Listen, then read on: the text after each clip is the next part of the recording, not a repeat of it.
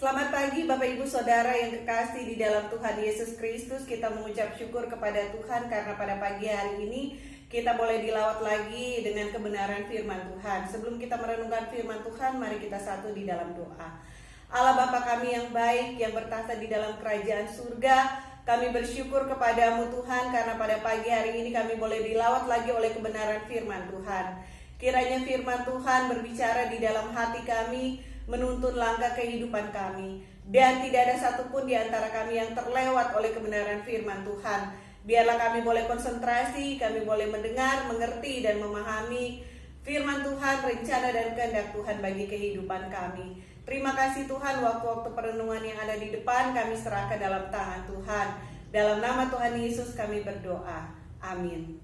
Bapak Ibu Saudara yang kekasih di dalam Tuhan Yesus Kristus, pada pagi hari ini kita akan merenungkan firman Tuhan dengan tema berani tampil beda.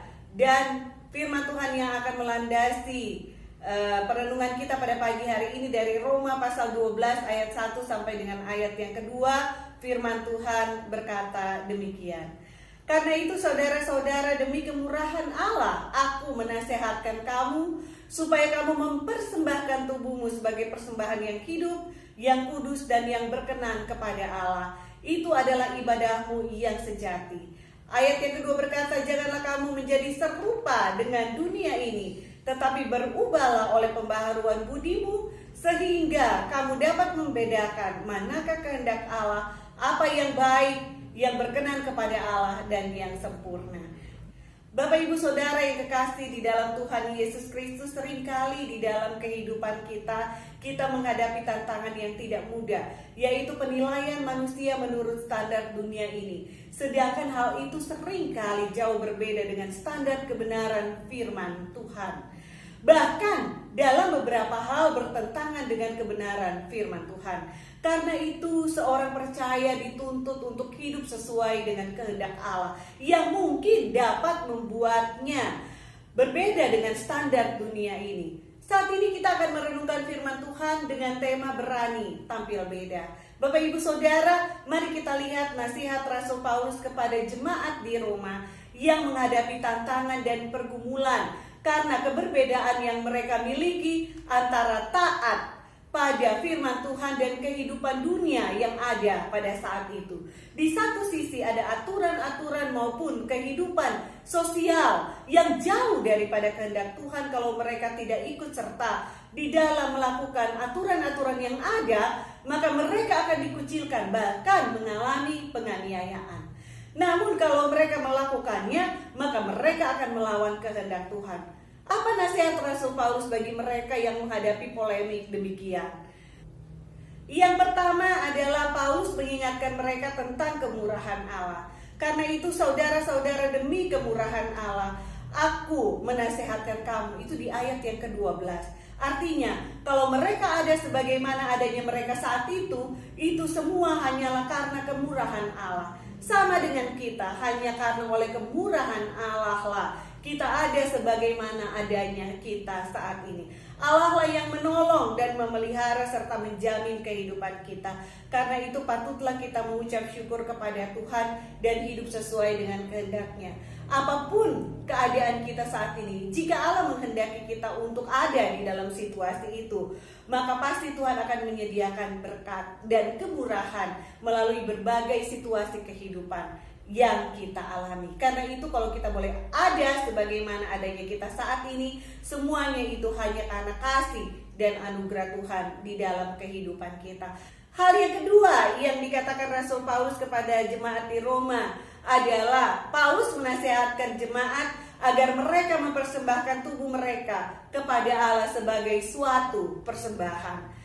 Karena itu saudara-saudara, demi kemurahan Allah, aku menasihatkan kamu supaya kamu mempersembahkan tubuhmu sebagai persembahan yang hidup, yang kudus dan yang berkenan kepada Allah. Itu adalah ibadahmu yang sejati. Kita lihat di ayat yang ke-12.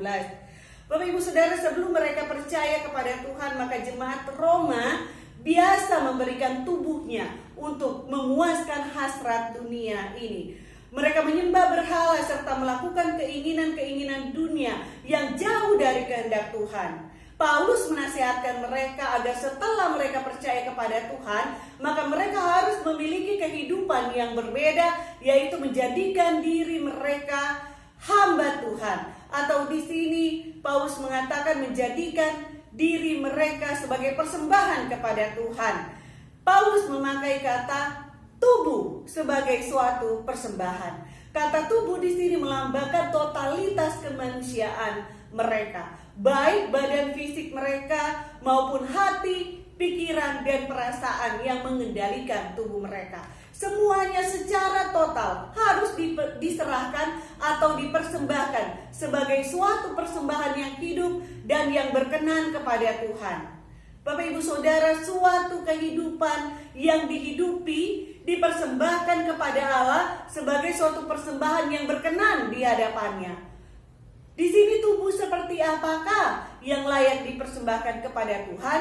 Paulus mengatakan bahwa tubuh yang layak dipersembahkan kepada Allah sebagai suatu persembahan yang hidup adalah tubuh yang kudus dan yang berkenan kepada Allah, atau tubuh yang sudah dikuduskan oleh Tuhan dari dosa dan pelanggaran kita. Bagaimana kita dikuduskan dan disucikan oleh Tuhan? Yaitu melalui pengorbanan Tuhan Yesus di atas kayu salib.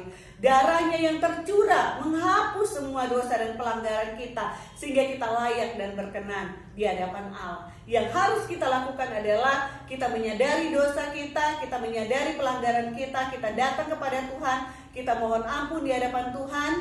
Tuhan mengampuni kita disucikan oleh darah Tuhan Yesus Kristus, sehingga kita layak dan berkenan di hadapan Allah.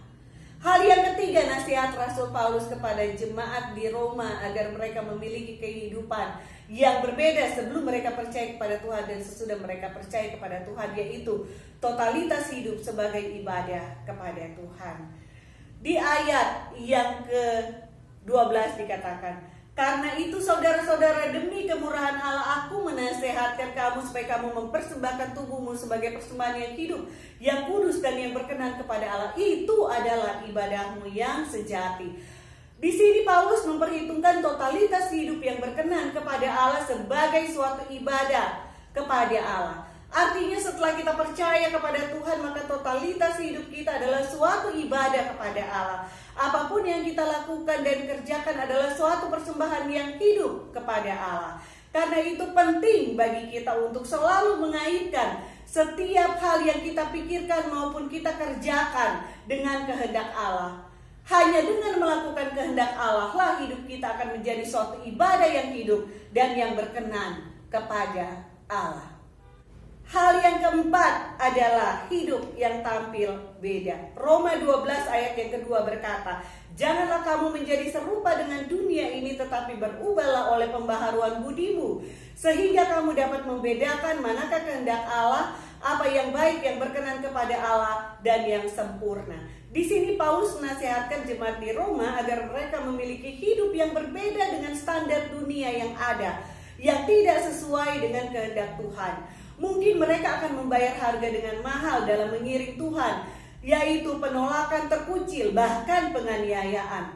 Namun itu adalah kehendak Allah. Mereka bahkan dipanggil untuk menjadi berkat dan kesaksian bagi lingkungan yang ada di sekitarnya tentang suatu standar hidup yang diperkenan oleh Allah dari orang-orang yang sudah hidup di dalam kehendak Tuhan. Untuk memiliki kehidupan yang sesuai dengan standar kebenaran Allah, maka mereka harus mengalami beberapa perubahan ke arah mengerti dan melakukan kehendak Allah.